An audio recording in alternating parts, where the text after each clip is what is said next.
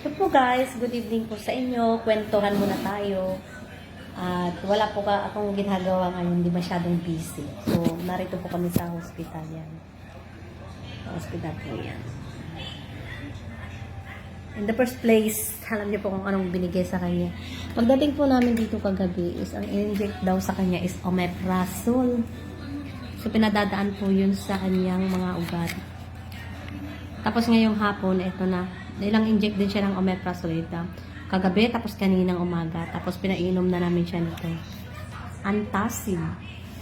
Kasi po, masakit yung tiyan, nagsusuka sa parang dilaw. Tapos yung pagkain, sinusuka niya. So, hindi ko alam. Sabi naman ng doktor is, baka daw may amoeba.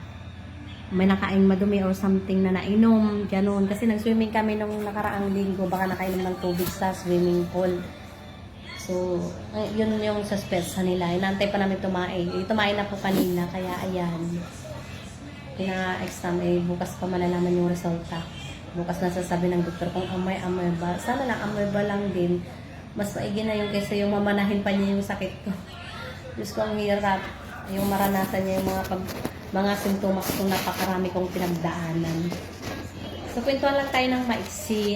Ipiplex ko lang yung mga naranasan ko, yung mga naging simptomas ko bago naging okay.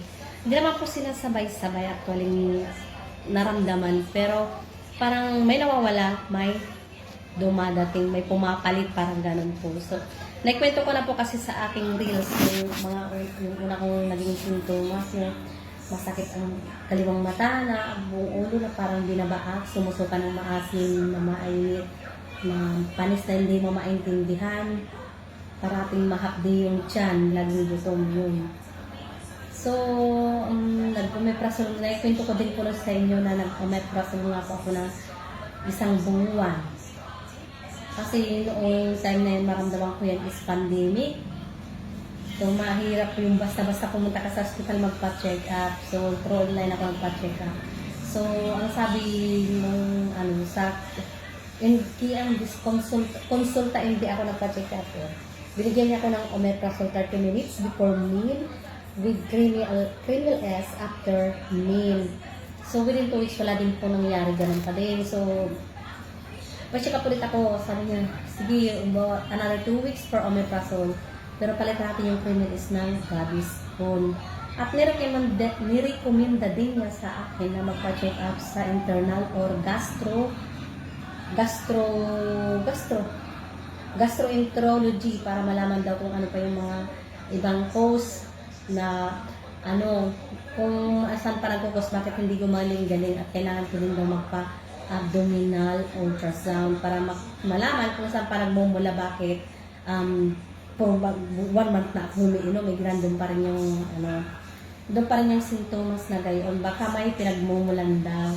So, hindi naman ako makapagpa-check up pa that time. So, nasabayan ko pala na nagka-COVID po kami ng asawa ko. Kami pamilya siguro nagka-COVID. So, ang nangyari yan, umiinom po ako ng luya na may kasamang sandamak kumaknak lamansi o kaya yung lemon juice. Yung Diyos ko, lemon juice po talaga. Yung purong limon na piliga mo, tapos isang buong limon na titimpla mo sa isang pixel lang. Yun, panguntra daw yung sa COVID kasi nawalan na kami ng pang-amoy, nawalan ng kung ano-ano, basta panlasa. Yan, matagal, mga 1 week siguro yan. Na walang pang-amoy bago bumalik yung panlasa. Ang pinakamatagal bumalik is yung pang-amoy.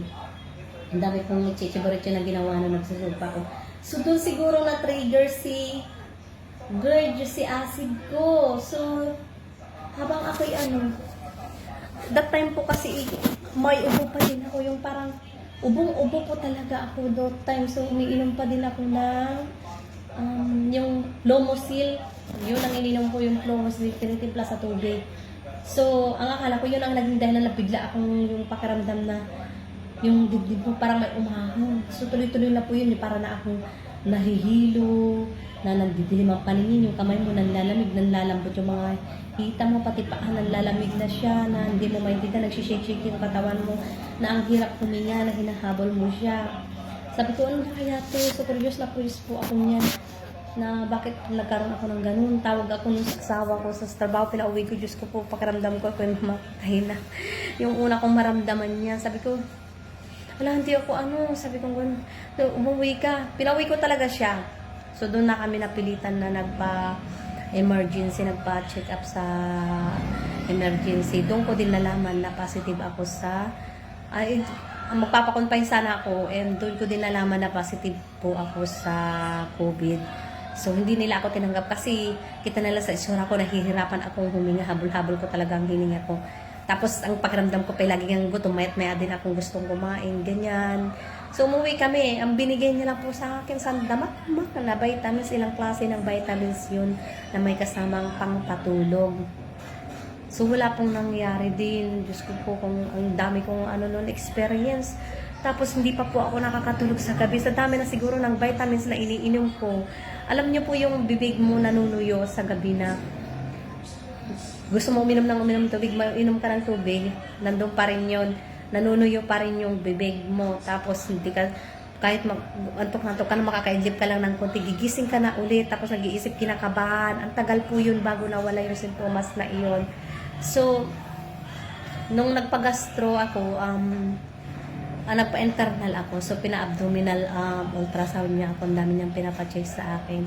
So, I found out naman na may akong mild fatty liver tsaka mga dumi sa loob ng tiyan. So, wala namang gamot sa fatty liver. Actually, vitamins lang din yung binigay niya for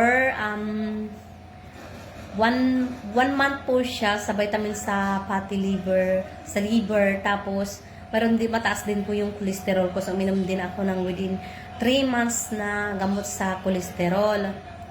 So, yung hirap sa paghinga at yung anxiety or nervous, hindi pa yun nawala.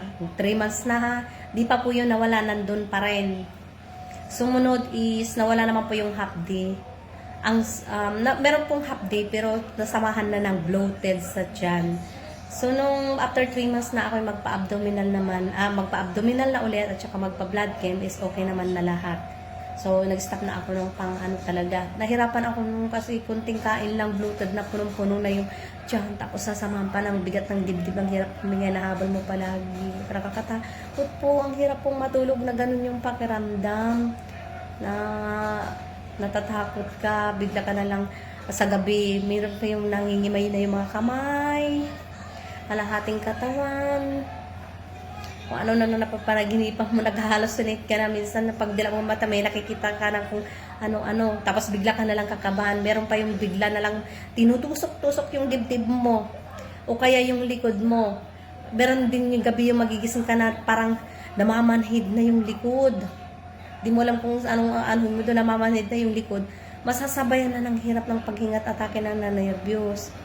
Ang hirap po. Tapos, ang gabay ko lang po noon ay yung YouTube at saka nanonood ako ng mga guide ni Dr. Willie. Yung lang po yung mga naging ko noon. Naging guidance ko nung panahon na yun nakasagsagan ng severe na GERD ko.